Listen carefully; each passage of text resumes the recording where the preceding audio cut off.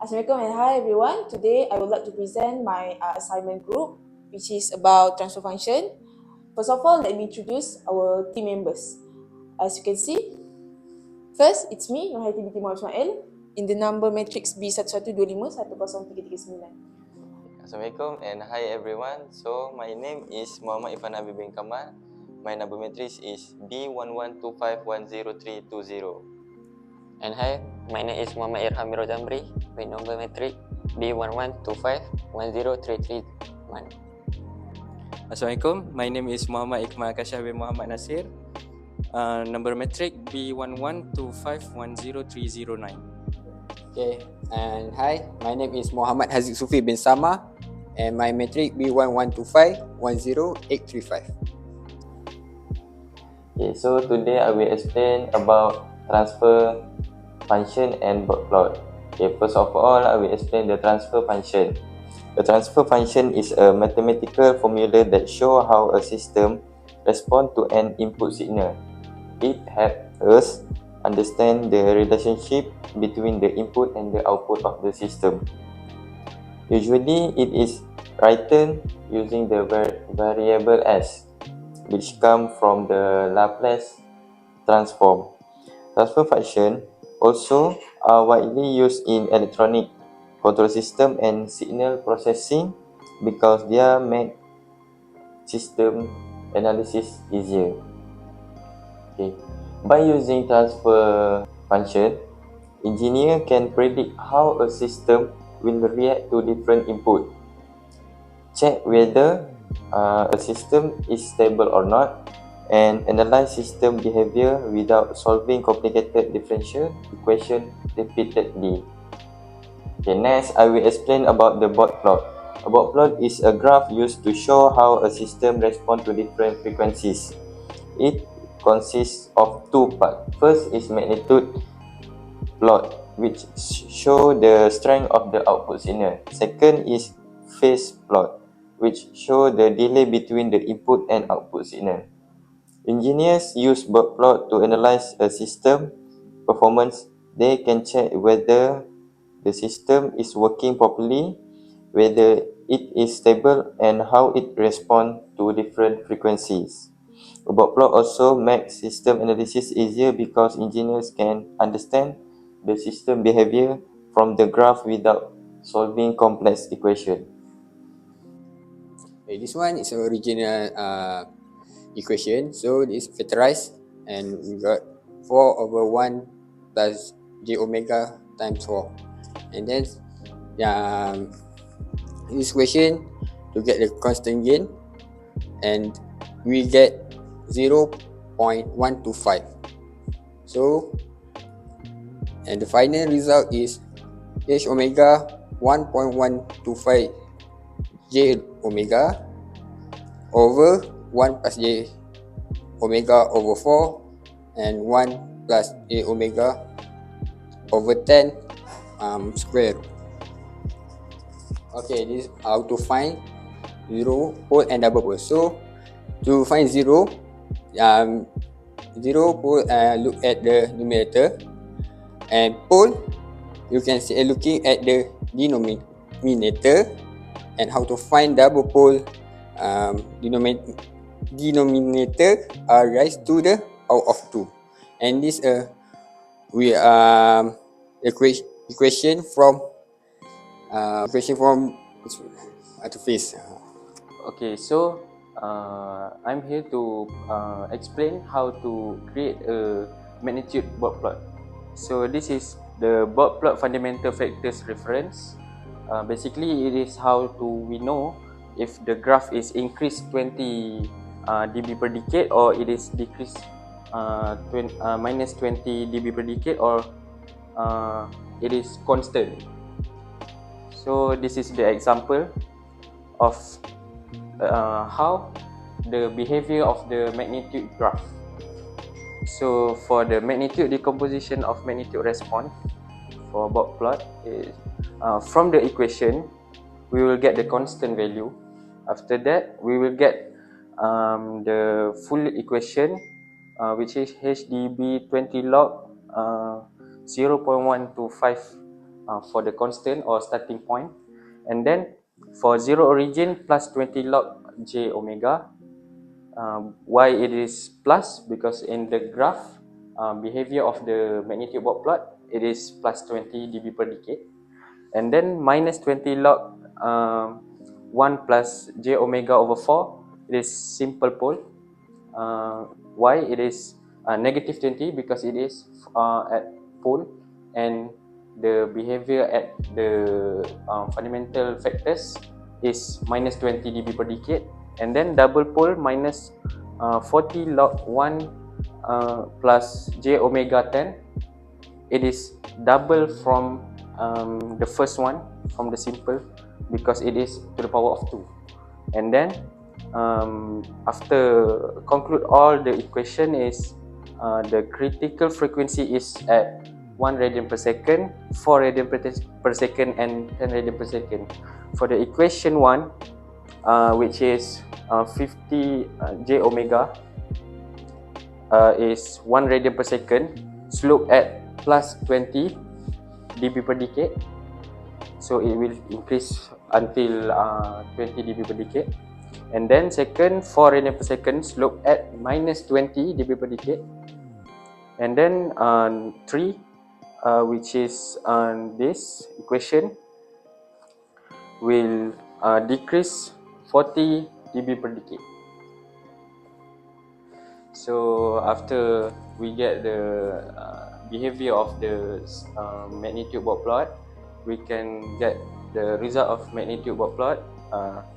For constant, we get negative 18.06, which is this green line.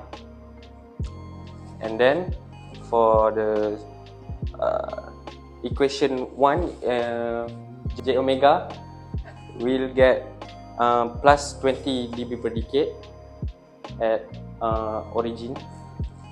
And then second, equation 1 over 1 plus j omega over 4, it will zero constant until it reach at 4, and then it will go down for negative 20 dB per decade. After that, for equation 1 over 1 plus j omega over 10, it will be constant until 10. This is 10, and then it will go down negative 40 dB per decade. After all of the magnitude dot plot we can get the starting point will start at 2 because of negative 80.06 plus 20 plus 0 plus 0 at this part, plus 20. And then for equation 1 over 1 plus j omega over 4, it is constant and 0. It is constant at 0. Same goes to the equation 1 over 1 plus j omega over 10. It is constant at 0. So we will get 2, and it is start at 2, increase 20, and stop at 4 at the first line that we get. And then it is constant at 2.206, and then decrease for negative 40 dB per decade, and it will intercept at the constant. Okay, I will explain a phase dot plot.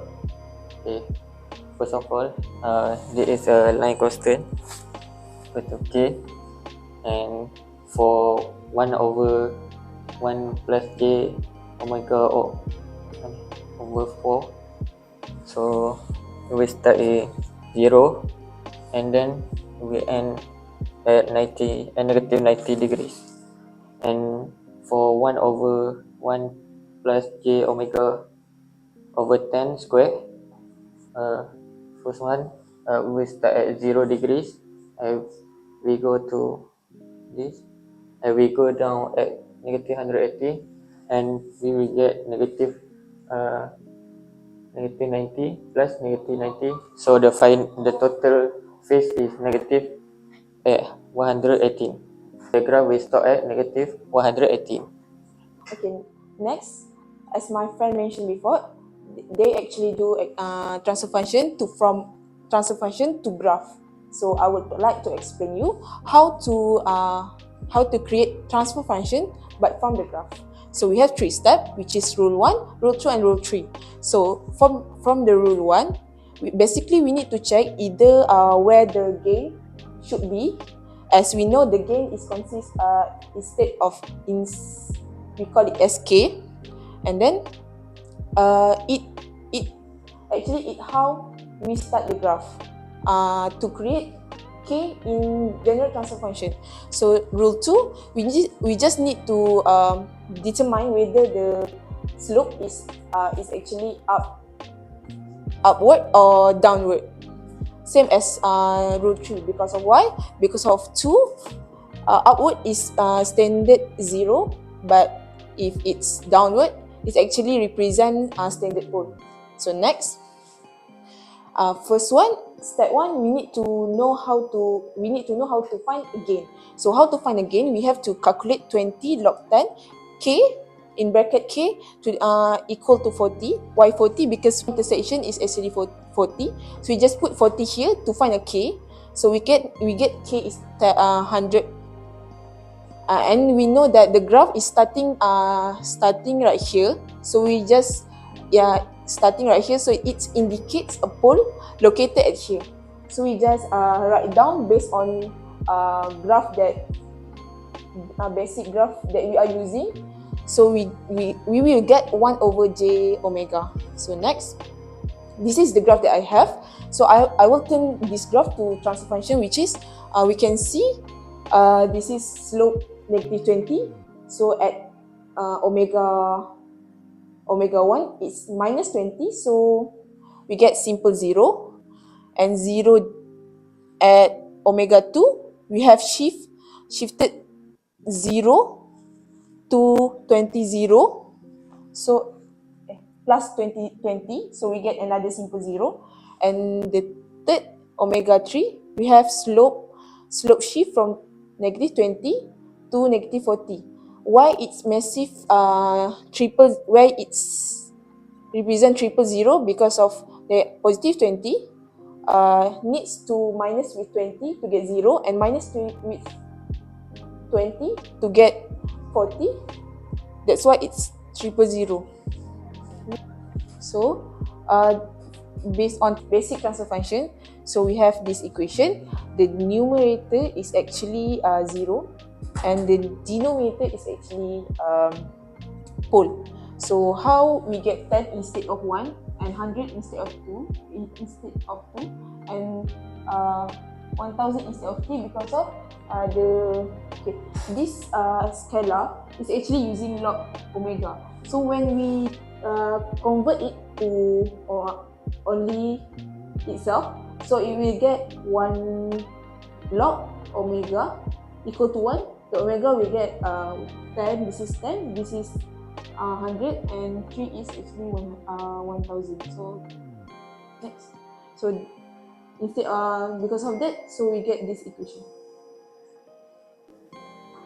Okay, for discussion, for question D, we analyze the given transfer function and its fast response. At low frequency, the phase start at 90 degree due to the 0 at the origin. As the frequency increase, the phase gradually decrease because of the simple pole at 4 radian per second and double pole at 10 radian per second.